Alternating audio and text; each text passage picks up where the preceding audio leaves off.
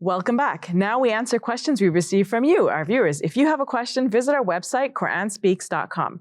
Dr. Shabir, the question is about asking God anything. And the person is saying, I feel like I'm being greedy when I make dua to God. What should I ask for? Can I ask God for things like money or a job, or is that disrespectful? Am I asking God for too much? Yeah, and part of that question I can sense is coming from the idea, like, if I'm asking for God, for job or money, isn't that like a material thing? And shouldn't we be asking for the higher things, like spiritual things and things pertaining to the life hereafter? Well, the answer to that is that, yeah, we can ask for all of these things, to the extent that it is mentioned in a hadith that the Prophet, peace be upon him, said, let the servants of God ask God for anything that they need, even if it so happens that their shoelaces get broken. Did they have shoelaces at that time? Something like the thongs of their sandals. Okay. Yeah. So if the thongs of the sandals get broken, which if you think of beach slippers, those things always keep coming out. Yeah. So if, something as mundane as that, you can ask God for.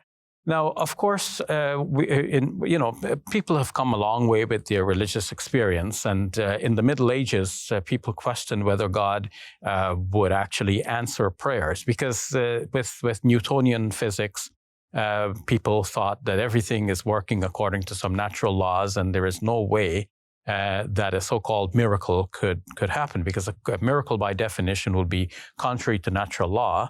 And since natural laws are seen to be working with such clockwork precision, it's hard to see how God could intervene and tinker with it and change something, or that he would, even if he had that ability to do so. But Einsteinian physics show us that at the quantum level, there is a certain level of indeterminacy. So some think of God being the determiner of the indeterminacies, if I use that scientific language. So in other words, there is still room for God to answer our prayers and to do things in response to our requests. But that too may be, in a way, somewhat limited. And it's not so clear to me the details of how God would do it, like at what level and at which time, in response to our prayer, whether it be before, because God knows that we're going to offer this prayer, or after we make the prayer, or something like this. But to put it at a simpler level, at the level of the Muslim believer, there is the confidence among Muslims that despite all of this discussion, God is able to answer my prayer.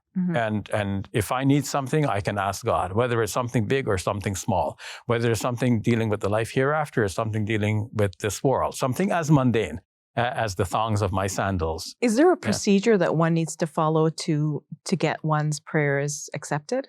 Sheikh Faraz Rabbani has written an excellent article about this, which is found on the website islamqa.org. And there are several articles as well in which some standard procedures are mentioned for a person to make dua. Now, at a simple level, we can say no procedure is needed. You could be out at sea and the waves are raging high, and suddenly you call out to God. There's no procedure; it's just spontaneous, right there at the moment. God, I need your help. But if you want to do it with some procedure and to make it the best way you can when you're at luxury to do so, then you would make your wudu, like have ablutions. You would sit down humbly. You would face the direction of our prayer. You would raise your hands up to the level of the shoulders, showing humility and dependence on God. And you would start by praising God. You would ask God to bless our Prophet Muhammad, peace be upon him. And then you would put forward your request. And it is good to put forward your request in a way that is not very demanding. And it still defers to God in his knowledge and wisdom, saying something like, God, if in your knowledge and wisdom this is something good for me, then please give it to me. Otherwise, bring me the good from wherever it is and make me happy with that. Thank you for sharing that beautiful way of approaching God, Dr. Shabir. You're welcome. My dear friends, I want to appeal to you to support the important work we're doing this Ramadan. Visit QuranSpeaks.com and click Donate. May God reward you for your generosity, and may you have a blessed Ramadan.